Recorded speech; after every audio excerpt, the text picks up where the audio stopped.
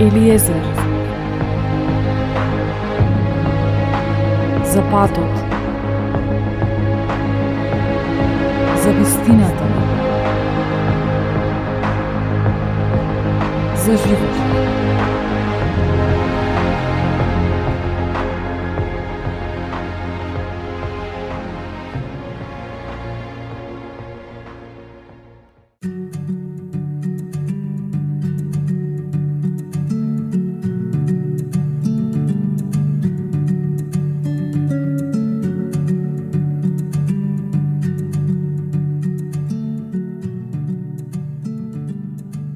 Не може да постои дизајн без дизајнер.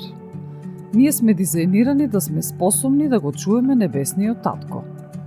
Што е најважната наредба во Светото писмо? Да не се плашиме.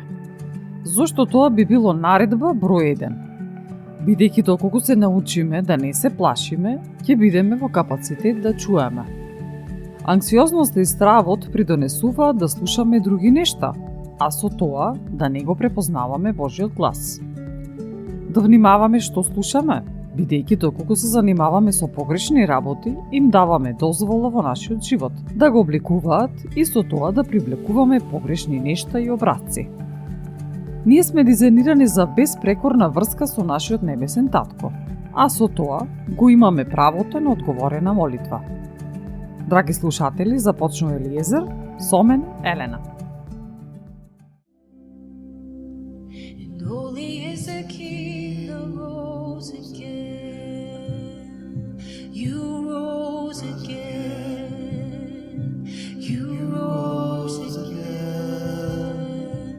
You rose again. You took the keys and you rose again. And you rose again. Yes, you rose again. Defeating death, yes, you rose again. Oh, you rose again. And holy is the Lamb that was slain.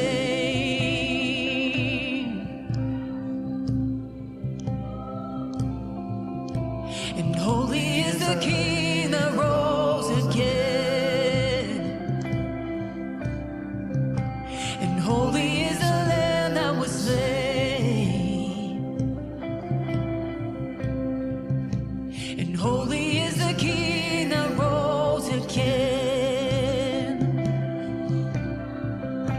And holy is the Lamb that was slain. And holy is the King who rose again. 'Cause you rose again. Yes, you rose again. And you rose again. You took the keys and you rose again. Yes, you rose again. Death is defeated. You rose again. And you rose again. So we will rise with you. 'Cause you rose again. And we will rise with you. 'Cause you rose again. And we will rise with you. 'Cause you rose again. And we'll rise with you. 'Cause you rose again. Yes, you rose again. And you rose again.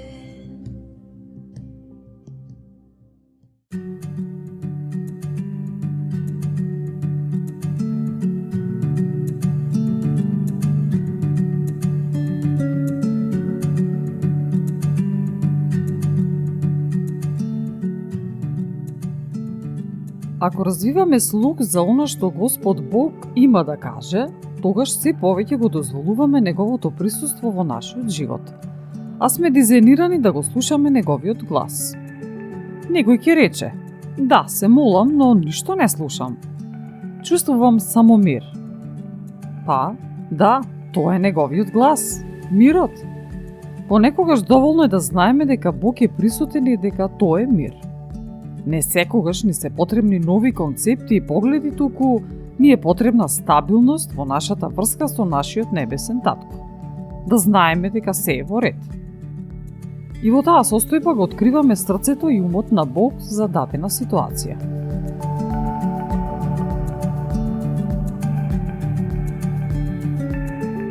Ние сме дизајнирани за безпрекорна врска со Бога. Ние сме создадени според Неговата слика, за да имаме однос, врска со Него. Се што Бог направи беше добро, вклучувајќи не и нас, луѓето. Зошто? Затоа што тоа е начин, во тоа постои прилика и можност тој да ги оствари своите соништа и желби, а тоа е да се вклучи и поврзе со својата креација на начин кој не може да се најде во ниту една друга негова креација. Гревот ја измести таа врска, но Исус дојде за да ја поправи. Исус ја отстрани пречката и го обнови капацитетот за безпрекорна врска. Пример за безпрекорна врска е врската помеѓу мажот и жената. Токму заради тоа Бог ги направи двајцата едно, една целина. Причината зашто Бог толку силно и енергично упатува на стравот и сите негови придруженици, како што се огорченоста, љубомората, анксиозноста, депресијата и така натаму, е бидејќи тие нешта се свртуваат. Се спротиставуваат на безпрекорната врска. Тоа не е одбивање од страна на Бога, туку тој се вмешува во изразувањето на целосниот капацитет на својот дизајн. Покајанието е тоа што постојано не одржува во таа безпрекорна врска за да почувствуваме, да живееме свесни за срцето на Бога. Постои можност да се развие таква свесност за Неговото срце, што ние инстинктивно сме послушни на Неговиот збор, на Неговите заповеди. Тогаш нашата молитва е можност да го прославиме Него, да ја славиме Неговата љубов и љубезност кон нас, што не пречекува во Неговото присуство. На тој начин растеме и се развиваме во полето на градење на нашата врска со Него. Се поврзуваме со нашиот дизајнер и го препознаваме и разбираме Неговиот глас.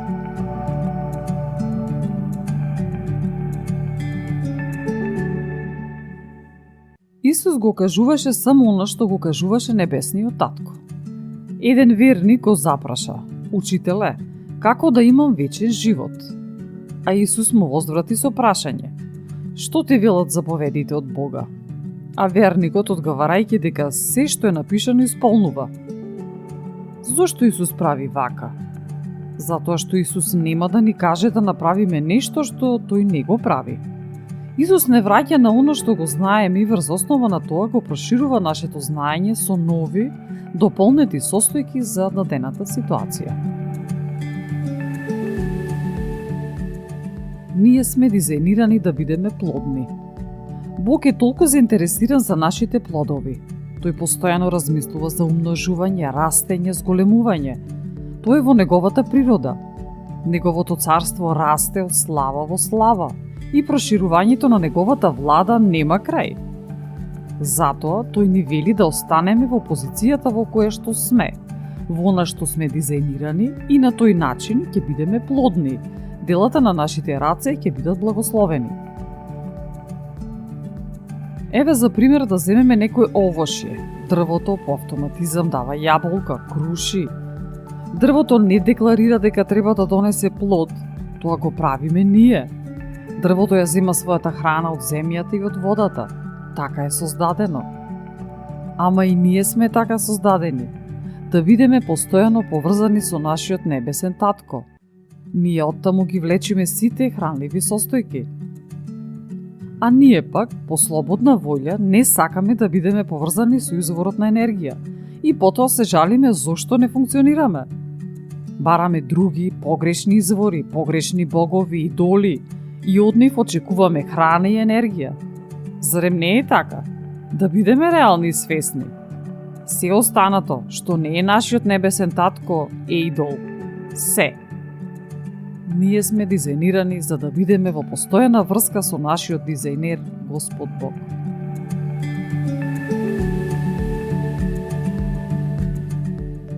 Ќе го спомнам примерот со работниците на кои им беше дадена одредена сума пари, а нивно беше да ја умножат. Или, поточно, пишува вака: И така, бидете будни, оти не го знаете ни денот, ни часот кога ќе дојде синот човечки. Зашто он ќе постапи како човек, кој тргнувајќи на пат, ги повика слугите своји и им го предаде својот имот. И на едниот му даде 5 таланти, на другиот 2, на третиот 1, секому според силата негова, и веднаш замина. Оној што зеде 5 таланти отиде, ги употреби во работа и спечели други 5 таланти. Исто така и оној што зеде 2 таланта, спечели други 2. А оној што доби 1 талант, отиде и го закопа в земја и така го сокри среброто на својот господар. По долго време дојде господарот на тие слуги и им повара сметка. И кога пристапи оној што беше примил 5 таланти, донесе уште други 5 и рече: Господаре, ти ми предаде 5 таланти, ете, јас сум спечелил други 5. Господарот му рече: Убаво, добар и верен слуго. Во малку си бил верен, над многу ќе те поставам. Влези во радоста на својот господар.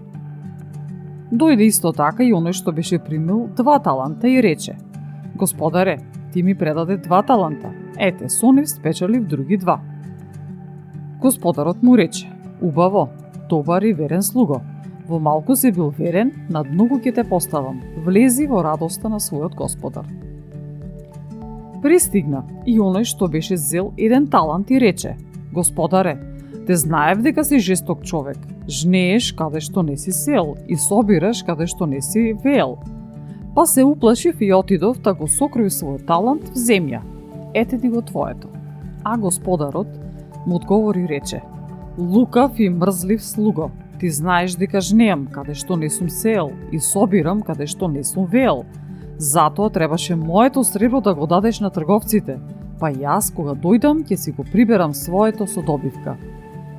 Земете го од него талантот и дайте му го на оној што има 10 таланти, зашто секому што има ќе му се даде и преумножи, а оној што нема ќе му се одземе и оно што го има.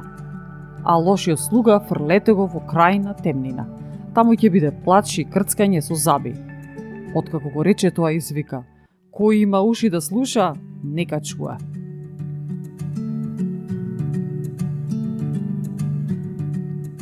Што е поентата на оваа парабола? Човекот кој ги скри талантите требаше да ги остави во рацете на Бога за да му се умножат. Од ова заклучуваме дека на Бога му е важно множувањето. Тој не сака нештата да стојат непроменети или да се намалуваат, туку обратно. Штом ова на Бога му е важно, нас треба да ни е уште поважно. Тој сака да ја покаже својата слава преку нас, како што Исус ни укажа дека во молитва можеме да бараме се што ќе посакаме. Зошто? Затоа што на тој начин сака да се прослави неговиот татко. Затоа, кога бараме нешто, придобивката ја немаме само ние, тука на тој начин се прославува и небесниот татко. Тој се прославува кога ние се молиме и добиваме одговор. Ние му сме должни на светот со одговорени молитви.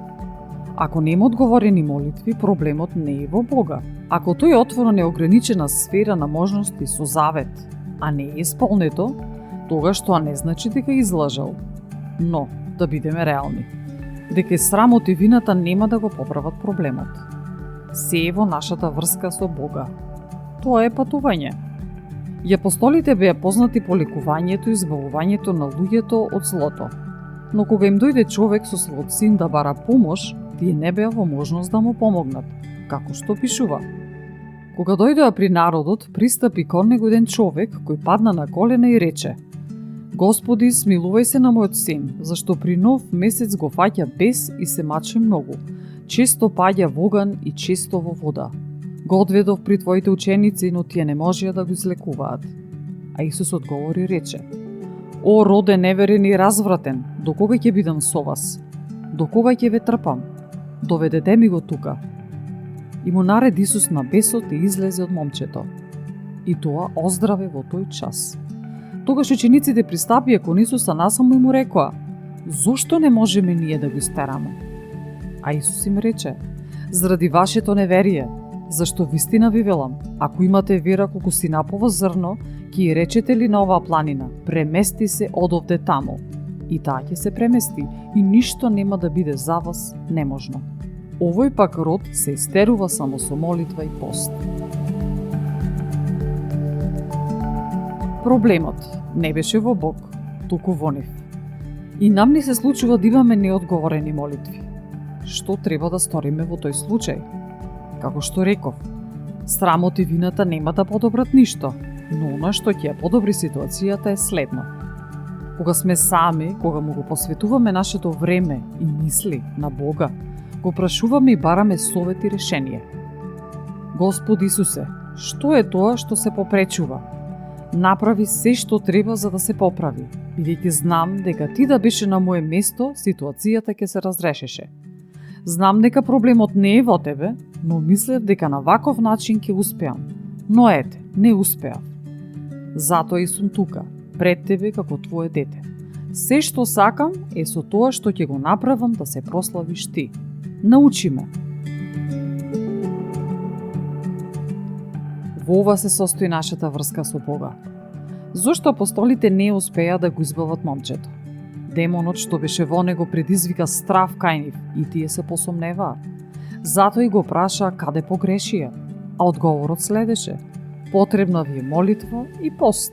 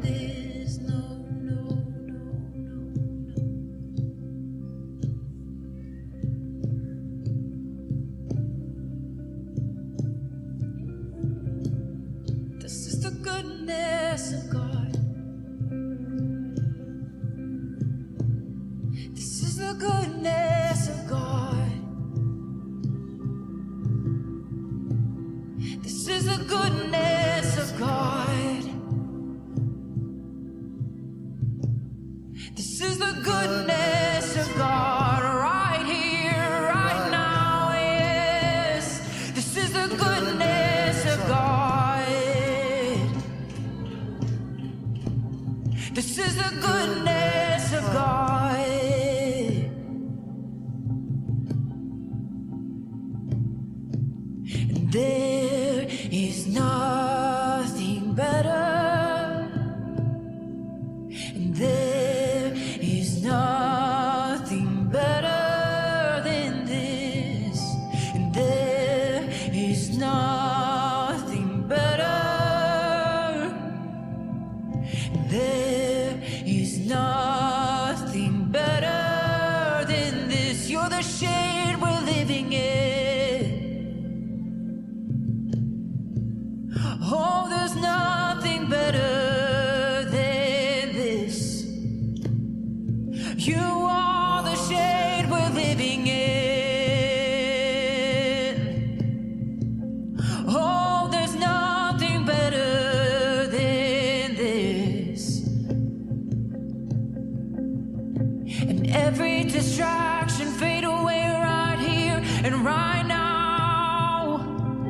So we fix our hearts, our attention on you.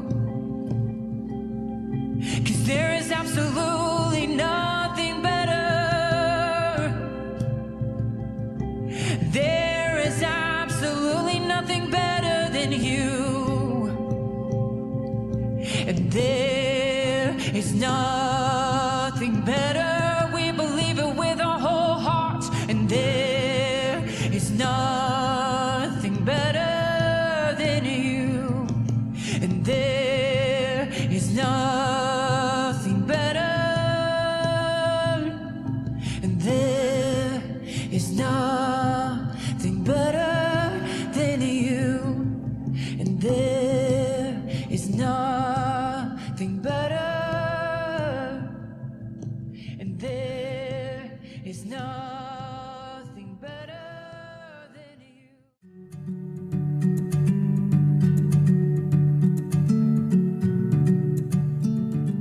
Во Евангелие според Јован 15 глава пишува: Јас сум вистинската лоза, мојот отец е лозарот. Секоја прачка во мене која што не дава плод, он ќе ја исече, и секоја која што дава плод ќе ја очисти, за да принесе повеќе плод. Вие сте веќе чисти преку словото, што се ви го проповедал. Бидете во мене и јас ќе бидам во вас. Како што прачката не може да роди плод сама од себе, ако не е на лозата, така и вие, ако не бидете во мене. Јас сум лозата, а вие прачките. И кој што е во мене и јас во него, тој ќе даде многу плод. Оти без мене не можете да направите ништо. Ако некој не остане во мене, ќе биде исфрлен надвор, како прачката, и ќе се осуши. А такви ќе ги соберат, и во оган ќе ги фрлат и ќе изгорат. Ако останете во мене и зборовите мои во вас, тогаш што и да посакате барајте, и ќе биде. Со тоа ќе се прослави мојот Отец, ако вие принесувате многу плод и ако бидете мои ученици. Што може да се заклучи од ова? Значи дека околностите не обликуваат, не режат како прачки од лоза, туку зборовите на Исус Христос. Околностите ни служат да ни помогнат да го свртиме вниманието кон она што тој ни го говори. Понекогаш Бога ќе искористи болката што чувствуваме за да ни укаже на неговата љубов и милост. Но, да не се разбереме погрешно. Бог не ја предизвикува болката, туку веќе постоечката болка ја користи за да ја открие неговата бескрајна љубов кон нас. Ова го потенцирам од причина што многумина веруваат дека болката им ја испраќа и им ја дава Бог, што е крајно погрешно. Болката ја предизвикува ѓаволот, тој е крадецот и уништувач. Божите зборови се живот, како што пишува. Човекот нема да живее само од храна, туку од секој изговорен збор од Бога. Ние живееме преку неговите зборови, како што ни укажува Исус. Ти се нуди смрт и живот, одбери живот. Зошто ѓаволот толку упорно прави се за да не убеди дека не го слушаме Божиот глас? Тој сака да не одвои од изворот на живот. Исус ни вели: верувајте ми дека јас сум во Отецот и Отецот е во мене. Ако ли пак не, тогаш верувајте во мене заради делата. Вистина, вистина ви велам, кој верува во мене, делата што ги вршам јас и тој ќе ги врши. И поголеми од нив ќе врши, оти јас си одам при својот Отец. И што и да посакате од Отецот во моје име, ќе ви го направам за да се прослави Отецот во Синот. Ако посакате нешто во моје име, јас ќе го направам.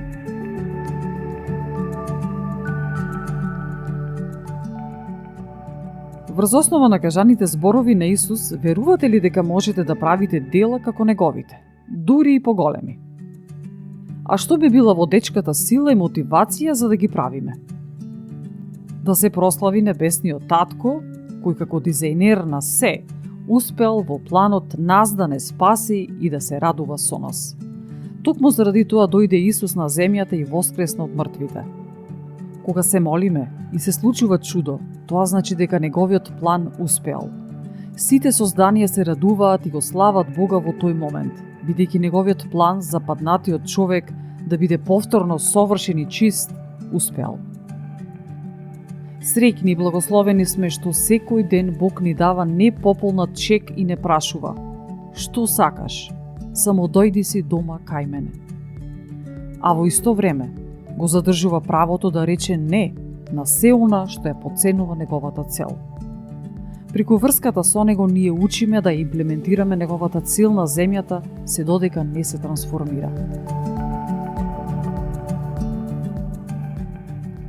Друг момент што е многу важен е радоста што Исус ни ја дава кога се молиме.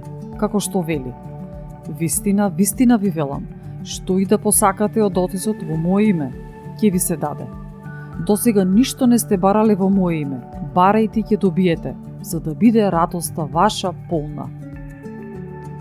На ваков начин тој ни дава покана за да го откриеме и видиме неговото лично пробивање, успех што му дава радост. Што значи, дизајнирани сме за безпрекорна врска со нашиот небесен татко. Дизајнирани сме да го слушаме неговиот глас, да сме плодни во нашите дела за негова слава.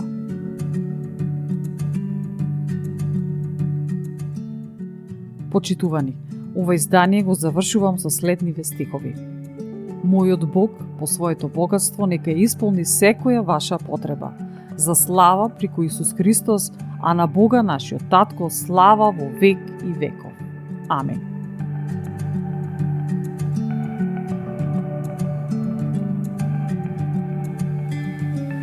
Ја следевте емисијата Елиезер, автор и водител Елена Ѓурѓевска-Костадиновиќ, во соработка со и под покровителство на Господ Исус Христос и Светиот Дух.